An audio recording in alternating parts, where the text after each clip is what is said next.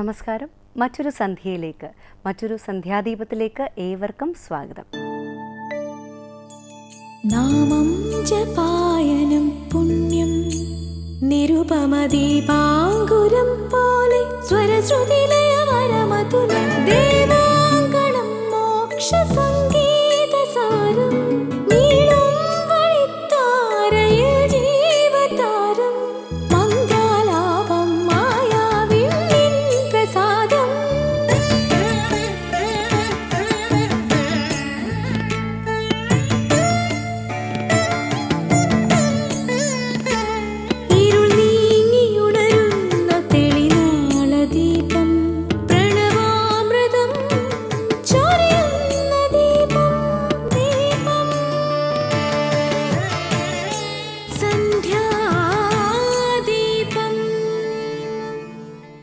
പാതാളത്തിലെ ആദ്യ മണ്ഡലമായ അതലം ഒരു മായാലോകമാണ്. അസുരശില്പിയായ മയൻ്റെ പുത്രൻ ബർലനാണ് അവിടുത്തെ അധിപതി. ആഗ്രഹസിദ്ധി വരുത്തുന്ന 96 മായകളെ സൃഷ്ടിച്ചിട്ടുള്ള ബലൻ്റെ കോട്ടുവായയിൽ നിന്നും രതിസ്വരൂപകളായ സ്ത്രീകൾ പിറക്കുമെന്നും ഹാടകം എന്ന ഉത്തേജന വസ്തുക്കൾ നൽകി അവർ അവിടെ എത്തുന്ന പുരുഷന്മാരെ സ്വീകരിക്കുന്നു. പാതാളത്തിലെ രണ്ടാം മണ്ഡലം വിതലമാണ്. അവിടെയാണ് ഹടാകേശനായ ശിവന്റെ വാസം. ശിവന്റെ വേറിട്ട ഒരു സ്വരൂപമാണ് ഹടാകേശൻ. വിതലത്തിൽ ഭവാനി ദേവിയോടും മറ്റ് അനുചരന്മാരോടുമൊപ്പം ഹടാകേശൻ വസിക്കുകയാണത്രേ. പാതാളത്തിൻ്റെ മൂന്നാം മണ്ഡലമാണ് സുതലം. ഇവിടെയാണ് മഹാബലിയുടെ വാസം. പണ്ടെന്നോ വാമനൻ ചവിട്ടി താഴ്ത്തിയിട്ടാണ് അവിടെ ചെന്നുപെട്ടതെങ്കിലും സുഖ സൗകര്യങ്ങൾക്ക് അവിടെ ഒരു കുറവുമില്ല. നമ്മുടെ രാഷ്ട്രീയ തടവുകാർ ക്ലാസ് സൗകര്യത്തിൽ ജയിലിൽ കഴിയുന്നത് പോലെയാണ് മഹാബലി പാതാളത്തിൻ്റെ ഈ മണ്ഡലത്തിൽ കഴിയുന്നത്. ഇന്ദ്രനേക്കാൾ ഐശ്വര്യ സമൃദ്ധിയോടെയാണ് മഹാബലി ഇവിടെ കഴിയുന്നത്. മാത്രമല്ല, അകാരണമായി മഹാബലിയെ ചവിട്ടി താഴ്ത്തിയതിൻ്റെ പശ്ചാത്താപ വിവശനായി മഹാവിഷ്ണു വാമന രൂപത്തിൽ ഇവിടെ മഹാബലിക്ക് കാവൽ നിൽക്കുന്നുണ്ടത്രേ. അധോലോകങ്ങളുടെ മറ്റ് വിശേഷങ്ങൾ നമുക്ക് നാളെ നോക്കാം. ഇപ്പോൾ രാമായണ ദർശനം. ആദ്യം ആലാപനം.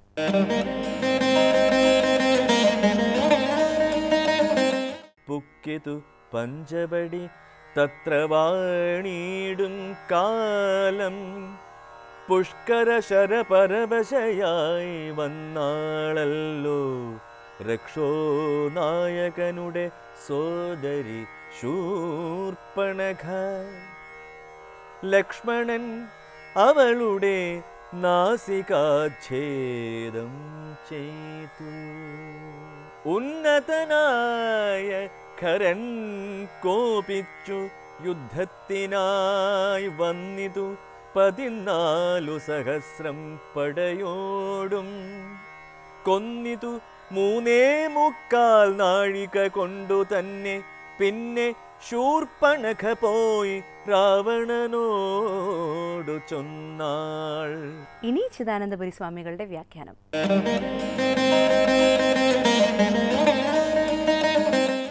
ഓം ഗുരുർബ്രഹ്മാ ഗുരുർവിഷ്ണു ഗുരുർദേവോ മഹേശ്വരഃ ഗുരു സാക്ഷാത് പരം ബ്രഹ്മ തസ്മൈ ശ്രീ ഗുരവേ നമഃ. ഓം സദാശിവസമാരംഭാം ശങ്കരാചാര്യമധ്യമാം അസ്മദാചാര്യപര്യന്താം വന്ദേ ഗുരുപരമ്പരാം.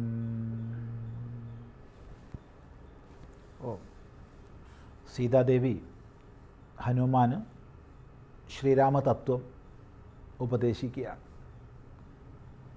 ഏകവും അദ്വയവുമായ പരമാത്മാവ് തന്നെയാണ് സൃഷ്ടിസ്ഥിതി തുടങ്ങിയ സകല വ്യവഹാരങ്ങളെയും ചെയ്യുന്ന ഈശ്വരനെന്നും ആ ഭഗവാൻ തന്നെയാണ് ശ്രീരാമനെന്നും തത്വോപദേശം ചെയ്തു. പരമാർത്ഥത്തിൽ വികാരരഹിതമായ അവിടെ എല്ലാ വികാരങ്ങളും അധ്യാരോപിക്കപ്പെടുകയാണ്. അത് പറഞ്ഞുകൊണ്ട് അയോധ്യയിൽ ജനിച്ചത് മുതലുള്ള രാമചരിതത്തിലെ പ്രധാനപ്പെട്ട ഘട്ടങ്ങളെ സംക്ഷേപിച്ച് പറയുന്ന ഭാഗമാണ് നമ്മൾ ശ്രദ്ധിക്കുന്നത്. അതിൽ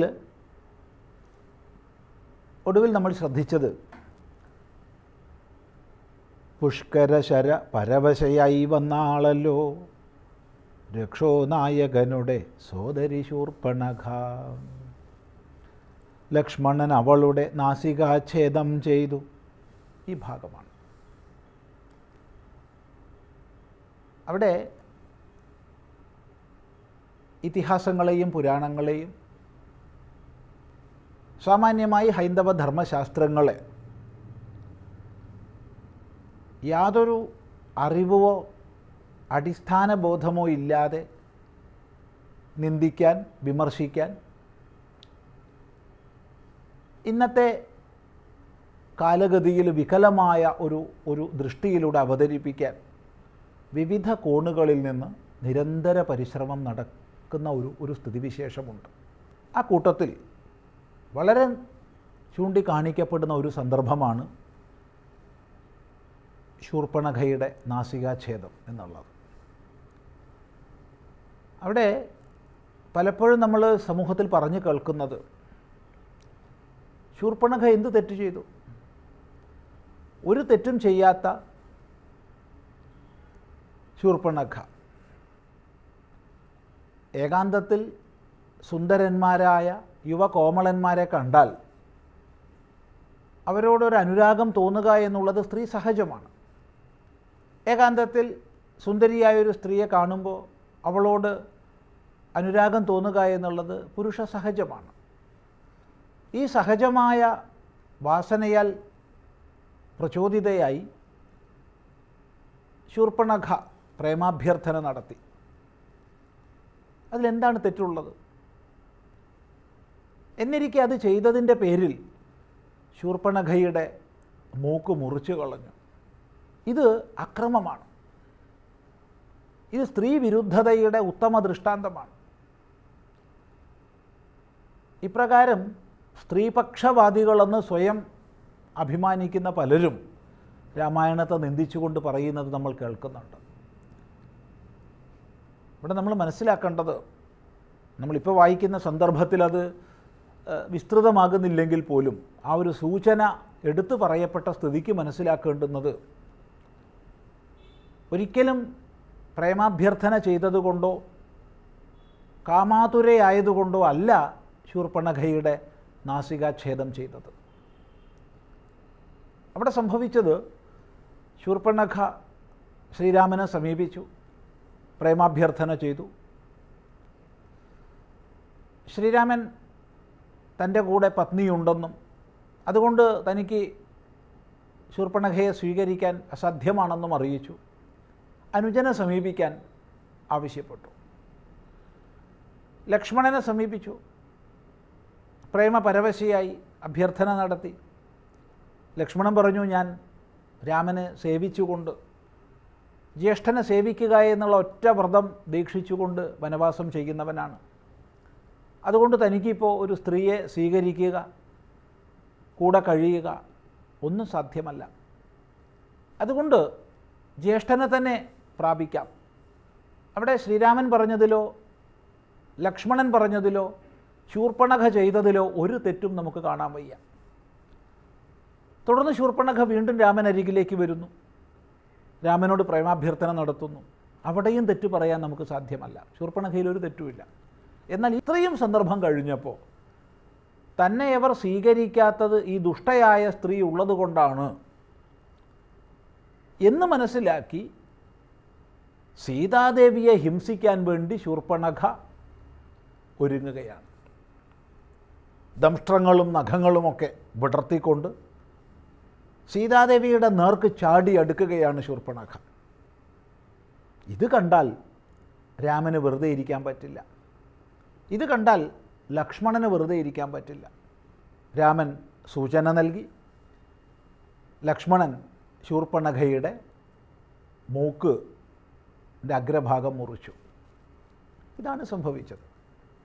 ഇതാണ് വാൽമീകീയ രാമായണത്തിൽ പറഞ്ഞിട്ടുള്ളത്. ഇതാണ് ഇതര രാമായണങ്ങൾ അനുവാദം ചെയ്തിട്ടുള്ളത്. ഒരു തെറ്റും ചെയ്യാത്ത സീതയെ യാതൊരടിസ്ഥാനവുമില്ലാതെ ആക്രമിക്കാനൊരുങ്ങിയ രാക്ഷസീയ വൃത്തി, ആ രാക്ഷസീയ വൃത്തിയെയാണ് നാസികാച്ഛേദം ചെയ്തുകൊണ്ട് ശ്രീരാമനും ലക്ഷ്മണനും ശിക്ഷിച്ചത്. അതുകൊണ്ട് സ്ത്രീപക്ഷവാദികളെന്ന് പറഞ്ഞുകൊണ്ട് സനാതന ധർമ്മശാസ്ത്രങ്ങളെ തെറ്റിദ്ധരിപ്പിക്കാൻ, ദുർവ്യാഖ്യാനം ചെയ്യാൻ ശ്രമിക്കുന്നവർ ആദ്യം ഒന്ന് വായിക്കുകയെങ്കിലും ചെയ്യണം, എന്താണ് അവിടെ പ്രതിപാദിക്കപ്പെട്ടതെന്ന് പഠിക്കുകയെങ്കിലും ചെയ്യണം, എന്നിട്ട് വേണം അസത്യപ്രചരണം ചെയ്യാനെന്നുള്ളത് നമ്മളേവരും മനസ്സിലാക്കേണ്ടതാണ്. സൂചിപ്പിക്കട്ടെ, ഒരു കളിയെക്കുറിച്ച് വിധി നിർണയം ചെയ്യാൻ അഥവാ റഫറിയായി നിൽക്കാൻ കളിക്കാരനേക്കാൾ കൂടുതൽ അയാൾക്ക് അറിയണം. ഒരു സാഹിത്യ ഗ്രന്ഥം നിരൂപണം ചെയ്യണമെങ്കിൽ സാഹിത്യകാരനേക്കാൾ അതിൽ വിവരമുള്ളവനായിരിക്കണം നിരൂപകൻ. അതുകൊണ്ട് നിന്ദിക്കാം, വിമർശിക്കാം, അതിനെല്ലാമുള്ള സ്വാതന്ത്ര്യം എല്ലാവർക്കും ഉണ്ട്. പക്ഷേ പഠിച്ച ശേഷമായിരിക്കണം എന്നുള്ളൊരു സാമാന്യ മര്യാദ നമ്മൾ അവലംബിക്കുന്നില്ലെങ്കിൽ തത്കാലം സമൂഹത്തിലൊരു വിഹ്വലത ഉണ്ടാക്കിയെടുക്കാൻ സാധിച്ചേക്കാം. പക്ഷേ സ്വയം നിന്ദ്യരായി തീരുക മാത്രമേയുള്ളൂ ഇപ്രകാരം അസത്യപ്രചരണം ചെയ്യുന്നതിലൂടെ എന്ന് ഇങ്ങനെയുള്ള ദുർവ്യാഖ്യാനങ്ങൾ ചെയ്യുന്നവർ ഓർമ്മിച്ചാൽ നന്ന്. അതുകൊണ്ട് ഇത്തരം വിഷയങ്ങളെക്കുറിച്ച് ശരിയായൊരു കാഴ്ചപ്പാട് നമ്മൾ ആർജിച്ചെടുക്കണം എന്നുകൂടി സാന്ദർഭികമായി പറയട്ടെ. അങ്ങനെ ശൂർപ്പണഖയുടെ നാസികാച്ഛേദം കഴിഞ്ഞു. ആ സമയത്ത് ഉന്നതനായ ഖരൻ കോപിച്ചു യുദ്ധത്തിനായി വന്നിതു 14 സഹസ്രം പടയോടും, കൊന്നിതു 3.25 നാഴിക കൊണ്ടു തന്നെ, പിന്നെ ശൂർപ്പണഖ പോയി രാവണനോടു ചൊന്നാൾ. ഇവിടെ ശൂർപ്പണഖയുടെ നാസികാച്ഛേദം നടന്ന് ക്രുദ്ധനായി ഖരനും ദൂഷണനും ത്രിശിരസും ശ്രീരാമനെ ഹിംസിക്കാൻ വേണ്ടി സസൈന്യം വരുന്ന ഭാഗം സംക്ഷേപിക്കപ്പെട്ടിരിക്കുകയാണ്. 14,000 രാക്ഷസന്മാർ. അവരെ വെറും 3.25 നാഴിക കൊണ്ടാണ് ശ്രീരാമൻ ഒറ്റയ്ക്ക് ഹിംസിച്ചത്. ആ സമയത്ത് സീത ഗുഹയ്ക്കുള്ളിൽ രാമനിർദ്ദേശമനുസരിച്ച് ഒളിഞ്ഞിരുന്നു. ആ ഗുഹയാണ് നാസിക്കിൽ പ്രസിദ്ധമായിട്ടുള്ള സീതാഗുഹ. നാസിക് നമുക്കറിയാമല്ലോ, മഹാരാഷ്ട്രത്തിൽ നാസികം, നാസികാച്ഛേദം നടന്ന സ്ഥലമാണ് നാസികം. ആ നാസികമാണ് പിന്നീട് നാസിക് എന്ന് പ്രസിദ്ധമായത്. ഇന്ന് വലിയ സിറ്റിയാണല്ലോ. അപ്പോൾ പഞ്ചവടിയുടെ തീരത്താണ് നാസികാച്ഛേദം നടന്നത്. അതാണ് നാസിക് എന്നറിയപ്പെട്ടത്. അവിടെ സീതാഗുഹ ഇന്നും ജനലക്ഷങ്ങൾ ദർശനം ചെയ്യുന്ന ഒരു സ്ഥലമാണ്. സാന്ദർഭികമായി പറഞ്ഞെന്ന് മാത്രം. തുടർന്ന് നമുക്ക് അടുത്ത പ്രാവശ്യം ശ്രദ്ധിക്കാം. പ്രണയാതുരയായ ശൂർപ്പണഖയെ ലക്ഷ്മണൻ അകാരണമായി മുറിവേൽപ്പിച്ചു എന്ന് ചിലർ പറയുന്നുണ്ട്. പക്ഷെ എന്താണ് സത്യം? കാമാചാരിയായ അവൾ അകാരണമായി സീതയെ മുറിവേൽപ്പിച്ചപ്പോൾ മാത്രമാണ് ലക്ഷ്മണൻ തിരിച്ചാക്രമിച്ചത്. താൻ നിത്യം പാദവന്ദനം ചെയ്യുന്ന മാതൃതുല്യയായ സീതയെ ആക്രമിക്കാൻ മുതിർന്ന ശൂർപ്പണഖയെ മുറിവേൽപ്പിച്ച ലക്ഷ്മണകൃത്യം ന്യായമാണ്, യുക്തമാണ് എന്ന് സ്വാമിജി വ്യക്തമാക്കുന്നു.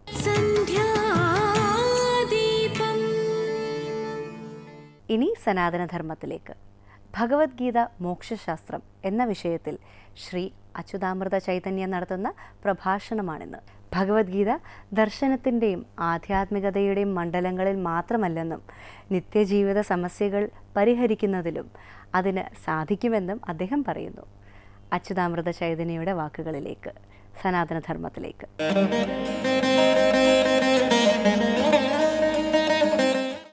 ഓം അമൃതേശ്വര്യ നമഃ. ശ്രീമദ് ഭഗവത്ഗീതയുടെ ആനുകാലിക പ്രസക്തി എന്ന വിഷയമാണ് നമ്മളിന്ന് ചർച്ച ചെയ്യാൻ പോകുന്നത്. അമ്മ പറയുന്നത് ശ്രീമദ് ഭഗവത്ഗീത ഒരു ഉണർത്തുപാട്ടാണ് എന്നാണ്. നമുക്കറിയാം, മഹാഭാരത യുദ്ധത്തിന് തൊട്ടു മുമ്പ് കൗരവരും പാണ്ഡവരും നേർക്കുനേർ യുദ്ധം ചെയ്യാൻ തയ്യാറായി നിൽക്കുന്ന സമയത്ത് അർജുനനെ ഒരു തെറ്റിദ്ധാരണ ബാധിച്ചു. ഒരു തരം മോഹനിദ്രയിലായിപ്പോയി അർജുനൻ. തൻ്റെ ധർമ്മം എന്താണെന്നറിയാതെ അധർമ്മത്തെ ധർമ്മമായി തെറ്റിദ്ധരിച്ചു.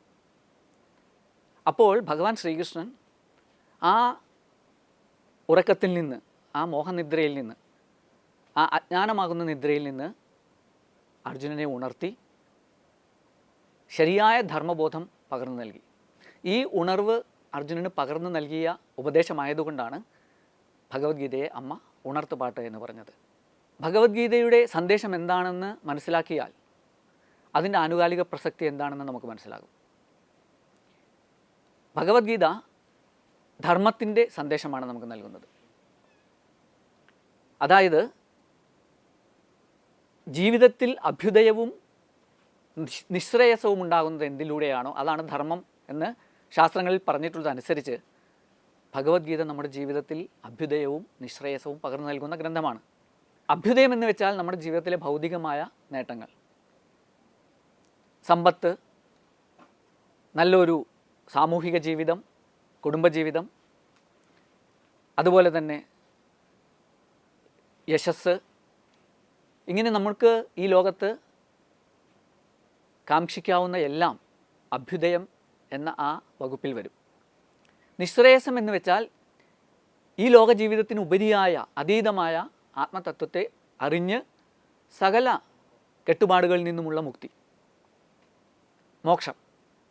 ഇത് രണ്ടും നമുക്ക് പകർന്നു നൽകുന്ന മഹത് ഗ്രന്ഥമാണ് ഭഗവത്ഗീത. അതുകൊണ്ട് തന്നെ ഇതിൻ്റെ ആനുകാലിക പ്രസക്തി നമുക്ക് അംഗീകരിക്കാം. കാരണം എക്കാലത്തുമുള്ളവർ ആഗ്രഹിക്കുന്ന രണ്ട് കാര്യങ്ങളാണ്: ഈ ലോകത്തിലെ സകലവിധ സൗഭാഗ്യങ്ങളും കിട്ടണമെന്നും സകലവിധ ലോകദുഃഖങ്ങളിൽ നിന്നും ആത്യന്തികമായി മുക്തി കിട്ടണമെന്നുമുള്ളത്. ഭഗവത്ഗീതയുടെ അവസാന ശ്ലോകം നമ്മൾ നോക്കുക. അതിൽ പറയുന്നത് എന്താണ്? എത്ര യോഗേശ്വര കൃഷ്ണോ യത്ര പാർത്ഥോ ധനുർധര തത്ര ശ്രീർ വിജയോ ഭൂതിർ ധ്രുവാ നീതിർ മധുർമമ. അതായത് എവിടെയാണോ ധനുർധരനായ അർജുനനും യോഗേശ്വരനായ കൃഷ്ണനുമുള്ളത് അവിടെ ശ്രീ, വിജയം, ഭൂതി, നീതി ഇത് നാലും ഉണ്ടാകുമെന്നാണ് പറയുന്നത്. ശ്രീ എന്ന് വെച്ചിട്ടുണ്ടെങ്കിൽ നമ്മുടെ ജീവിതത്തിലെ അഭികാമ്യമായ നേട്ടങ്ങളെല്ലാം അതിൽപ്പെടുത്താം. വിജയം നമുക്കറിയാം. ഭൂതി എന്ന് വെച്ചിട്ടുണ്ടെങ്കിൽ സമൃദ്ധികൾ, ഭൗതികമായ സമൃദ്ധികൾ. നീതി എന്ന് വെച്ചിട്ടുണ്ടെങ്കിൽ നമ്മുടെ ജീവിതം ഏറ്റവും പരിശുദ്ധമായി, ധാർമ്മികമായി, വളരെ മാതൃകാപരമായി നയിക്കുക. അതാണ് നമ്മുടെ ജീവിതത്തിൽ നാം പുലർത്തേണ്ട നീതി. ഇതെല്ലാം ഈ അർജുനൻ്റെയും ഭഗവാൻ കൃഷ്ണൻ്റെയും സംഗമം എവിടെയുണ്ടോ അവിടെ സംഭവിക്കുമെന്നാണ് പറയുന്നത്. അതായത് ഭഗവാന്റെ ഉപദേശം അർജുനൻ ജീവിതത്തിൽ പ്രാവർത്തികമാക്കിയപ്പോൾ അർജുനന് കിട്ടിയതുപോലെ ഈ ഉപദേശം ആര് ജീവിതത്തിൽ പ്രാവർത്തികമാക്കുന്നുവോ അവർക്കെല്ലാം ഇത് സംഭവിക്കും. അതുകൊണ്ടാണ് ഈ ഭഗവത്ഗീതയ്ക്ക് ഭാഷ്യം എഴുതുന്ന സമയത്ത് ഭാഷ്യകാരൻ ശങ്കര ഭഗവത്പാദർ പറഞ്ഞത്, അർജുനനെ നിമിത്തമാക്കിക്കൊണ്ട് ലോകാനുഗ്രഹത്തിനായിക്കൊണ്ട് ഭഗവാൻ ഈ ഗീത ഉപദേശിച്ചുവെന്ന്. അപ്പോൾ നമ്മൾക്ക് എല്ലാവർക്കും അനുഗ്രഹം നൽകുവാനാണ് ഭഗവാൻ ഗീത ഉപദേശിച്ചത്.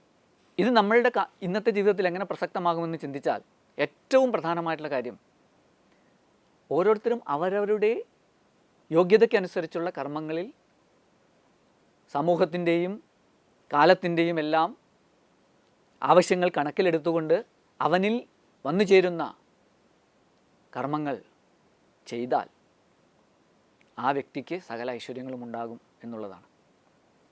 ഇതിനെ നമ്മൾ ആധുനിക ഭാഷയിൽ, നമുക്ക് ഇംഗ്ലീഷ് ഭാഷയിൽ എലിജിബിലിറ്റി എന്ന് പറയാം. നമുക്ക് എന്തിനാണോ എലിജിബിലിറ്റി അതിൽ നമ്മൾ ഏർപ്പെട്ട് കഴിഞ്ഞാൽ അത് നമ്മളുടെ ജീവിതത്തെ ധാർമ്മികമാക്കും. അത് നമ്മുടെ ജീവിതത്തിൽ എല്ലാം കൈവരിക്കാൻ ഉതകും. ഇവിടെ ഒരു കാര്യമുള്ളത്, അർജുനൻ തൻ്റെ എലിജിബിലിറ്റിക്ക് അല്ലെങ്കിൽ തൻ്റെ യോഗ്യതയ്ക്ക്, തൻ്റെ അധികാരത്തിന് നിരക്കാത്ത ഒരു കർമ്മത്തിൽ ഏർപ്പെടാൻ ശ്രമിച്ചു എന്നുള്ളതാണ്. അർജുനൻ യുദ്ധത്തിൽ നിന്ന് പിന്മാറി ഭിക്ഷാടനം ചെയ്യാൻ ആഗ്രഹിച്ചു. പക്ഷേ നീതിന്യായ നിർവഹണം തന്നെ സ്വധർമ്മമായ ഒരു രാജാവിന്, ഒരു ക്ഷത്രിയന് അതിൽ നിന്ന് പിന്തിരിയാനുള്ള അധികാരമില്ല. അതുകൊണ്ട് ഭഗവാൻ അനുവദിച്ചില്ല. ഈ കാലഘട്ടത്തിൽ നമുക്കും നേരിടേണ്ടി വരുന്ന ചില പ്രശ്നങ്ങളാണിത്. പലരും കംഫർട്ട്സിന് വേണ്ടി, ജീവിതത്തിലെ സുഖസൗകര്യങ്ങൾക്ക് വേണ്ടി സ്വന്തം യോഗ്യതയ്ക്കനുസരിച്ച് ചെയ്യേണ്ട കർമ്മങ്ങൾ ചെയ്യാതെ പലായനത്തിന് ഒരുമ്പെടുന്നു. അങ്ങനെ ഒരുമ്പെട്ട് കഴിഞ്ഞാൽ അവൻ്റെ ജീവിതം പരാജയമാകും. ഈ ലോകത്തിലും അവന് ഐശ്വര്യങ്ങൾ ഉണ്ടാവുകയില്ല. അതുപോലെ ഈ ലോകത്തിലെ സകല ദുഃഖങ്ങളിൽ നിന്നുമുള്ള ആത്യന്തിക മുക്തിയും അവന് കൈവരികയില്ല. ഈ പാഠം പഠിച്ചിട്ട് നമ്മൾ ഭഗവത്ഗീതാ സന്ദേശത്തെ ജീവിതത്തിൽ പകർത്തിയാൽ നമ്മളുടേതായ കർമ്മം നമ്മൾ അനുഷ്ഠിച്ച് പരമമായ ശ്രേയസ്സിനും അതുപോലെ ലൗകികമായ എല്ലാ സുഖ സൗകര്യങ്ങൾക്കും പാത്രമാവാൻ നമുക്ക് സാധിച്ചാൽ ഗീതയുടെ സന്ദേശം നമ്മളെ വിജയത്തിലെത്തിക്കും. ഈ ആനുകാലിക പ്രസക്തി അപ്പോൾ സിദ്ധമാകും. സന്ധ്യാദീപം വൈദിക സാഹിത്യവുമായി ബന്ധപ്പെട്ട് നമ്മൾ സാധാരണ കേൾക്കുന്ന ഒരു പദമാണ് സ്മൃതി. മനുസ്മൃതി, യാജ്ഞാവൽക്യ സ്മൃതി എന്നൊക്കെ കേട്ടിട്ടുണ്ടാകും. എന്താണ് സ്മൃതി? വേദങ്ങളുടെ അർത്ഥത്തെ സ്മരണയിൽ വച്ചുകൊണ്ട് മഹർഷിമാർ രചിച്ചിട്ടുള്ള ഗ്രന്ഥങ്ങളാണ് സ്മൃതികൾ. ഇവയിൽ കർമ്മവിധിയും നീതിന്യായ വിചാരങ്ങളും അടങ്ങിയിരിക്കുന്നു. സ്മൃതികൾ മിക്കവാറും നിയമസംഹിതകളാണ് എന്ന് നമുക്ക് പറയാം. ഈ അറിവ് പങ്കുവച്ചുകൊണ്ട് നമുക്ക് ദീപാരാധന തൊഴുതു മടങ്ങാം.